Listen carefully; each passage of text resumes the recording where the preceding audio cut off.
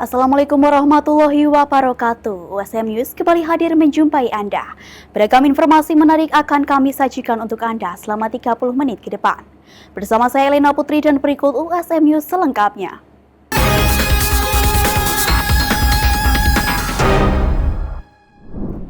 Dalam rangka memperingati Disnatalis USM ke-38, Universitas Semarang adakan Jalan Sehat pada Minggu 15 Juni 2025 yang diikuti para sivitas akademik Universitas Semarang. Dalam rangka Disnatalis ke-38, USM selenggarakan Jalan Sehat yang diikuti oleh sivitas akademik Universitas Semarang pada hari Minggu 15 Juni 2025 dan acara dimulai dari pukul 6 pagi. Pada pagi hari ini Universitas Semarang menyelenggarakan acara Jalan Sehat bersama dosen, pegawai, mahasiswa, masyarakat umum dalam rangka memperingati Disnatalis USM yang ke-38. Ini adalah sebuah bentuk syukur kami di USM 380713 sampai pada saat ini USM beroperasi dengan Rangkaian acara ini diawali dengan Jalan Sehat, yang mana pada rutenya memiliki 2 titik pemberhentian, yaitu titik pertama untuk pengambilan konsumsi seperti roti dan air putih. Untuk titik kedua digunakan untuk penyobekan kupon door prize. Setelah Jalan Sehat dilanjut dengan senam bersama, penyerahan hadiah untuk juara logo dan lomba karaoke estafet, dan diakhiri dengan pembagian door prize berupa sepeda motor. Perasaan syukur ini dirasakan bareng-bareng karena ini tidak lepas dari usaha bareng-bareng kita semua, doa kita semuanya, sehingga rasa bahagia, rasa syukur ini juga harus kita rasakan bareng-bareng. Laju lagi 380065. Di samping juga tentu Jalan Sehat 380065. sehat jasmani, sehat rohani, Sekali lagi dengan sehatnya jiwa, raga, jasmani, rohani ini yang semangat dong, yang semangat banget mas. semakin baik karena didukung oleh orang-orang yang sudah clear, jernih, pikirannya sehat, berdalam, supaya USM ke depan semakin maju dan dipercaya oleh masyarakat di Semarang, Jawa Tengah, dan Indonesia pada Disnatalis USM ke-38 ini merupakan bentuk perayaan dari rasa syukur dan kebahagiaan yang dapat dirasakan bersama. Melalui Jalan Sehat yang diselenggarakan hari Minggu ini berguna untuk menjaga hidup sehat jasmani dan rohani, yang diharapkan membawa Universitas Semarang menjadi lebih baik seterusnya. Memperingati Disnatalis USM ke-38, berbagai harapan mengiringi langkah kemajuan Universitas Semarang. Penggambaran visi dan harapan ke dalam bentuk logo berhasil membawa Rizky Fajar keluar sebagai pemenang.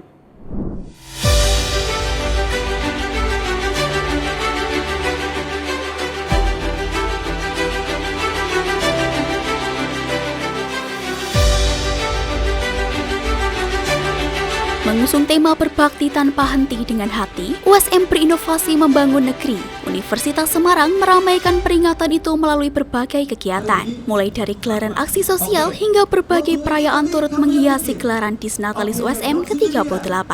Perlombaan desain logo menjadi salah satu kegiatan yang memfasilitasi para mahasiswa untuk dapat menunjukkan kreativitasnya.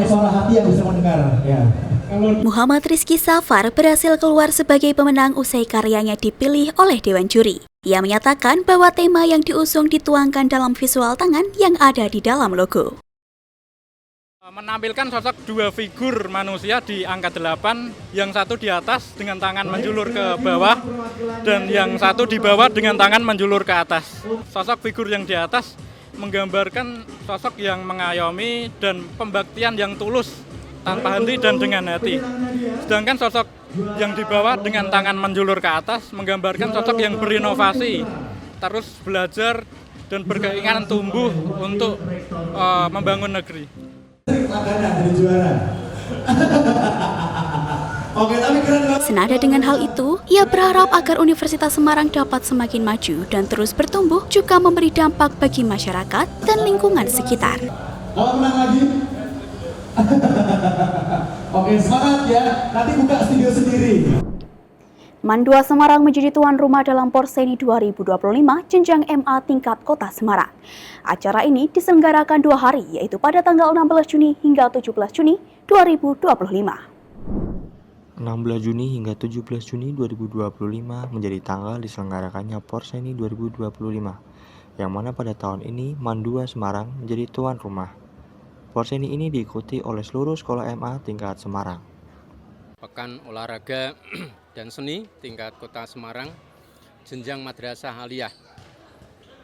Pertama, bahwa Porseni ini kita mempunyai tujuan untuk menyeleksi siswa-siswa yang terbaik sesuai dengan bidang dan bidang minat masing-masing.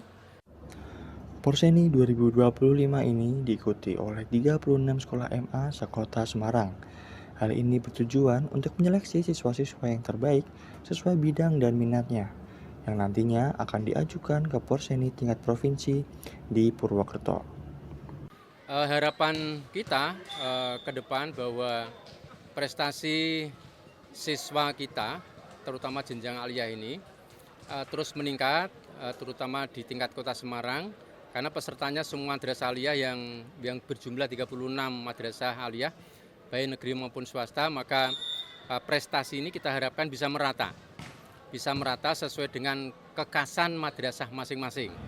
Pada Porseni 2025 jenjang MA tingkat Semarang ini memiliki beberapa cabur dan kesenian yang dilombakan. Olahraga yang dilombakan yaitu tenis meja, voli, basket, badminton, dan lari.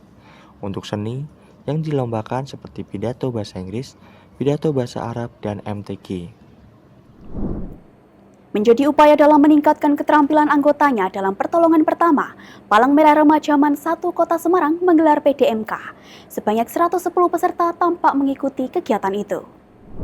Dalam rangka meningkatkan kompetensi pada bidang kepalang merahan, Palang Merah Remaja Madrasah Aliyah Negeri 1 Kota Semarang menggelar pelatihan dasar mental kepalang merahan di Curug Semirang pada Sabtu 15 Juni 2025.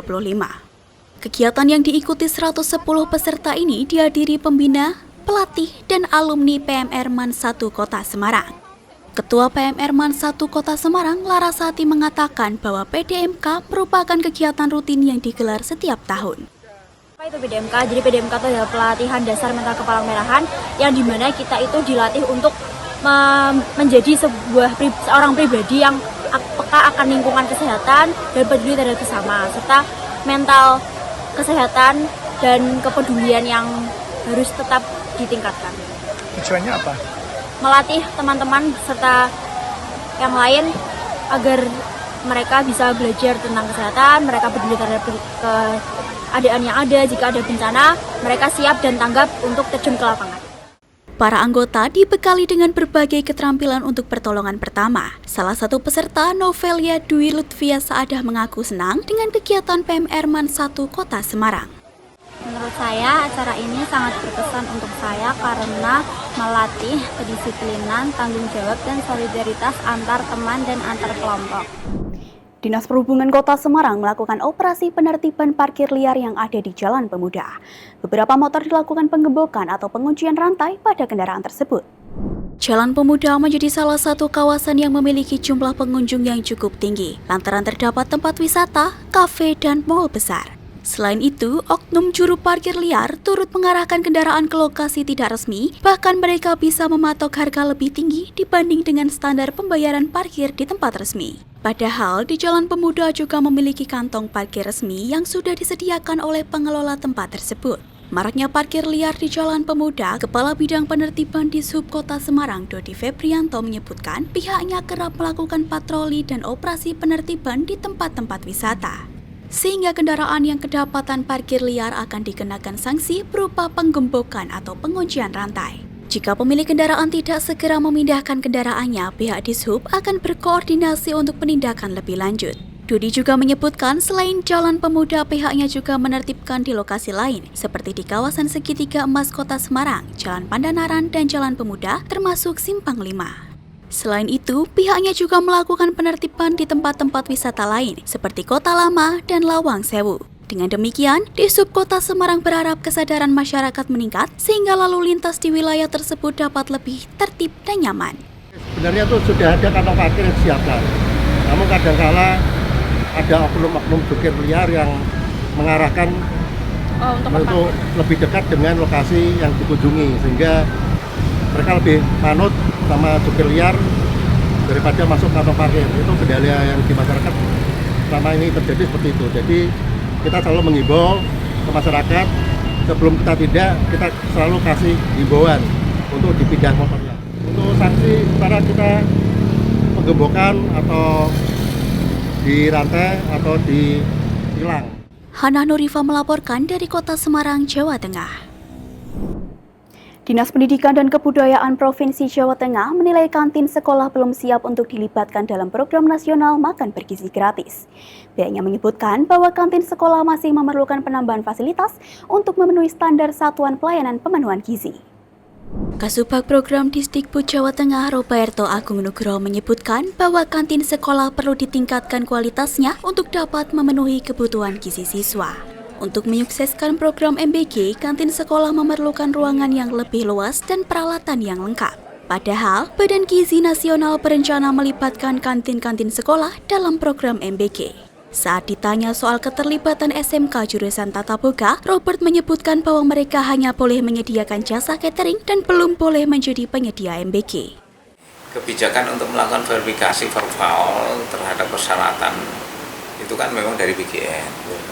Dan kantin-kantin kita yang ada di SMA SMK ini secara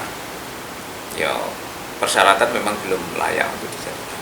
Karena satu yang ruangannya juga kecil, kan betul-betul ruangan besar itu ya, ada persyaratan minimal itu kan, ruangan itu, dapur juga harus peralatan lengkap.